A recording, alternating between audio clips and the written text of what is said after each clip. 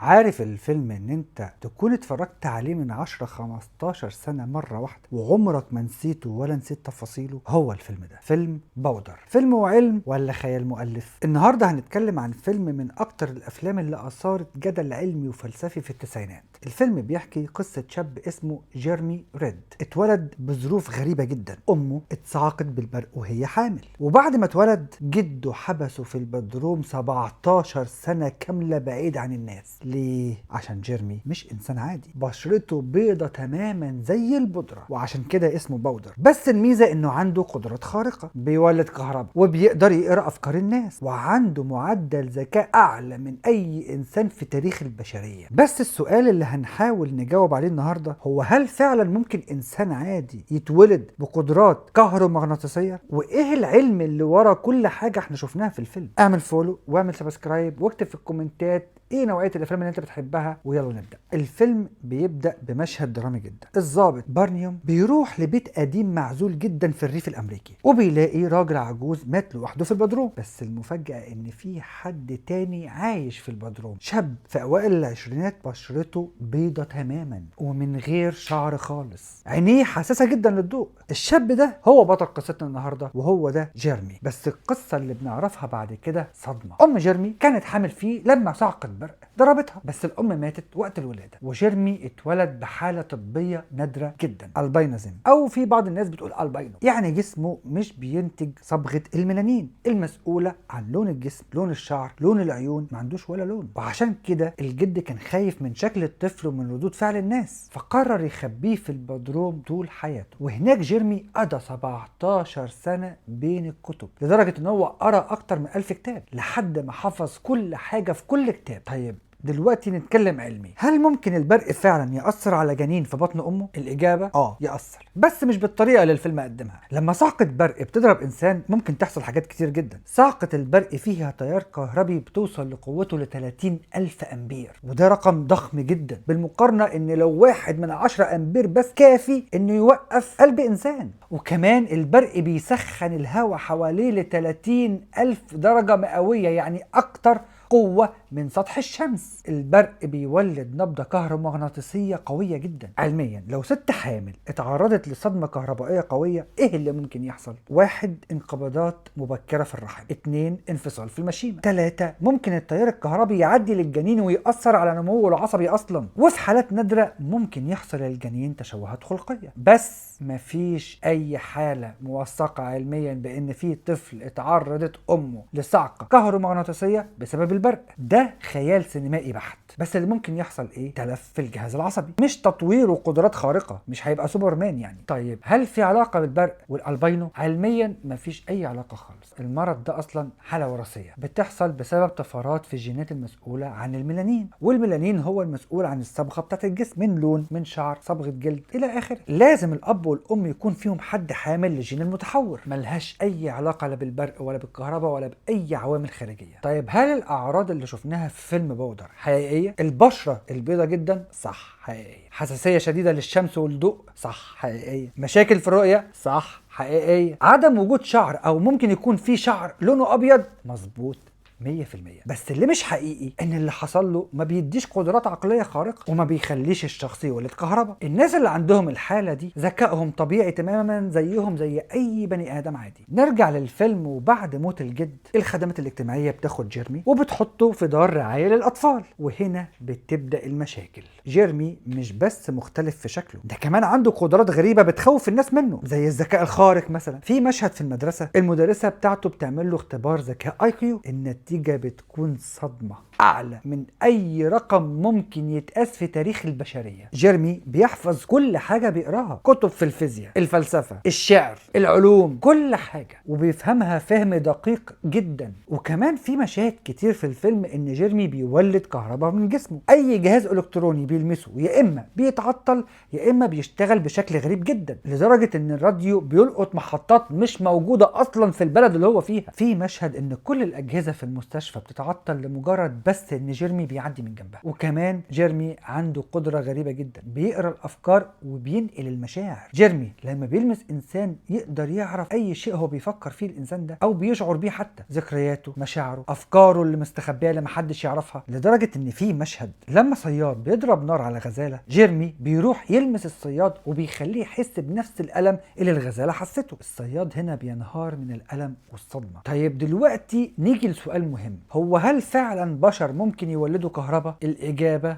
في بشر ممكن يولدوا كهرباء، بس بكميات ضئيلة جدا. اصلا جسم الانسان عبارة عن ماكينة كهروكيميائية بتشتغل بنبضات كهربائية صغيرة جدا حوالي 70 ملي فولت. القلب نفسه بيولد اشارات كهربائية منتظمة، وهو ده اللي بنقيسه في رسم القلب. الدماغ كمان في نشاط كهربائي مستمر وبنقيسه في رسم المخ. كمان كل خلية في جسمك بتستخدم فرق الجهد الكهربائي بين داخلها وخارجها عشان اصلا تشتغل، بس الكهرباء دي ضعيفة جدا جدا. الفولت في اعصاب البني ادم اضعف من بطارية قلم. عارفين البطارية قلم الصغيرة اضعف منها. طيب هل في بشر كهربائيين حالات نادرة يعني فيهم طفرات في التاريخ الطبي؟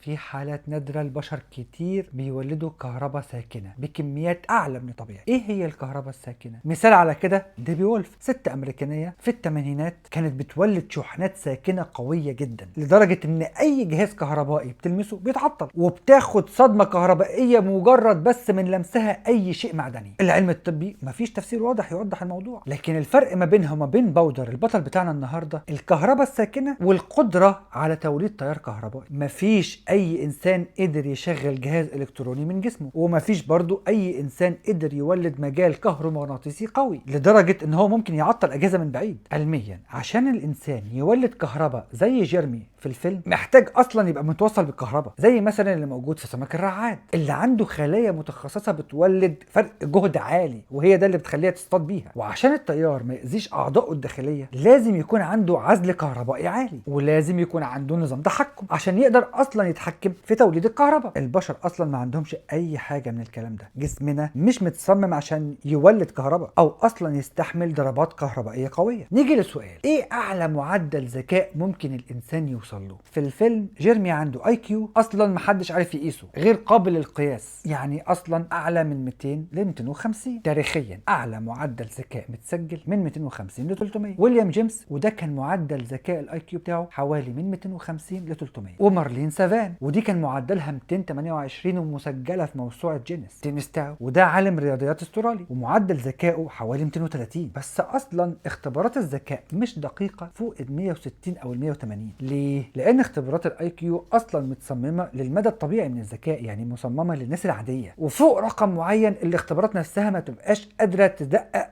مين اعلى من مين، يعني احمد زي الحاج احمد من الاخر. طيب هل ممكن الانسان ممكن يحفظ اي شيء يقراه زي باودر في الفيلم؟ الاجابه ممكن. في حاله اسمها الذاكره الفوتوغرافيه الفائقه، ومثال حقيقي لده ايه؟ جيل برايس، ودي ست امريكيه بتفتكر كل تفصيله في حياتها من وهي عندها 14 سنه. تقدر تقول لك انت عملت ايه في اي يوم، وتفتكر كل محادثه، كل وجبه، كل شيء شافته تبقى فاكراه. بس ده مش معناه ذكاء خارق. الذاكره القويه حاجه، والقدره على الفهم العميق والابتكار ده حاجه تانية خالص. جيرمي في الفيلم مش بس بيحفظ، ده كمان بيفهم في الفيزياء الكميه والفلسفه وفي الشعر وفي الرياضه وفي الرياضيات، وده مستوى تاني خالص. طيب هل ممكن انسان يقدر يقرا افكار انسان تاني؟ علميا لا، المره دي لا، مستحيل اصلا بالطريقه اللي الفيلم بيقدمها. لكن في ابحاث حديثه بتحاول تقرا افكار المخ وتترجمه. في اجهزه بتتزرع في المخ وبتقرا الاشارات الكهربائيه للخلايا العصبيه، ودي باستخدام الرنين المغناطيسي. العلماء قدروا يعرفوا الشخص بيفكر في ايه، بس الدقه محدوده جدا. مثال لكده في دراسه في جامعه كاليفورنيا في 2011 العلماء قدروا يعيدوا صور بسيطه من نشاط المخ، بس ده بيحتاج اجهزه ضخمه جدا ووقت طويل قوي، ومفيش اي طريقه ان انسان ممكن يلمس انسان ويعرف افكاره زيه زي مين لو تفتكروا؟ جون كوفي فيلم جرين مايل، وده خيال علمي صرف. طيب نقل المشاعر والالم، في ظاهره نفسيه اسمها التعاطف، انك تحس بمشاعر الشخص اللي قدامك، بس ده مش نقل حرفي للمشاعر، ده مجرد فهم وتخيل لمشاعر الشخص بناء على لغة جسده وتعبيراته. المشهد في الفيلم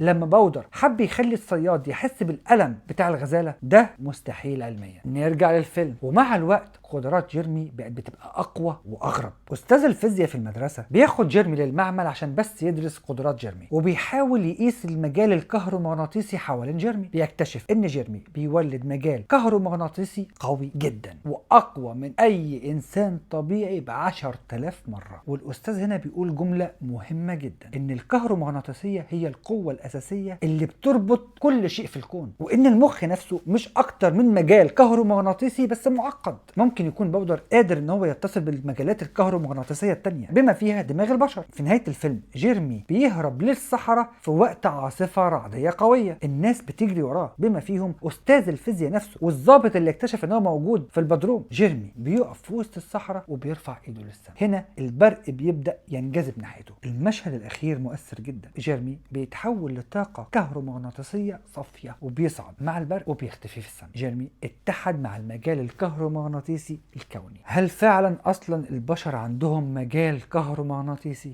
عندهم مجال كهرومغناطيسي. ما احنا قلنا قبل كده كل كائن حي بيولد مجال كهرومغناطيسي ضعيف جدا، وإن أقوى مولد كهرومغناطيسي في جسم الإنسان هو القلب. الفيلم بيطرح فكرة فلسفية وعلمية مثيرة جدا. هل الوعي البشري أصلا ظاهرة كهرومغناطيسية؟ في ظاهرة علمية حديثة اقترحها عالم من العلماء سنة 2002، إن الفكرة الأساسية بتقول الوعي مش ناتج عن الخلايا العصبية نفسها، لكن ناتج عن المجال الكهرومغناطيسي اللي الخلايا دي بتولده، وإن المجال ده بيربط كل أجزاء المخ في واحدة واحدة، وهو ده اللي بنسميه الوعي. طيب إيه هو الدليل؟ الوعي بيحتاج تكامل معلومات من أجزاء كتير جدا من المخ. المجال الكهرومغناطيسي بيقدر يعمل ده بسرعة الضوء، وبعض التجارب أثبتت إن التأثير على المجال الكهرومغناطيسي للمخ بيأثر على الوعي. طيب إيه اللي بيعارض النظرية دي؟ إن المجال الكهرومغناطيسي للمخ ضعيف جدا، وإن كمان مفيش دليل قاطع إن المجال الكهرومغناطيسي بيلعب دور في الوعي. النظرية لسه فيها دراسات، ولو افترضنا إن النظرية دي أصلا صح، هل ممكن إنسان بمجال كهرومغناطيسي قوي جدا زي باودر في الفيلم يتفاعل مع المجال الكهرومغناطيسي للبشر التانيين؟ نظريا ممكن، بس ده هيحتاج إيه؟ مجال أقوى من المجال الطبيعي للبشر بملايين المرات،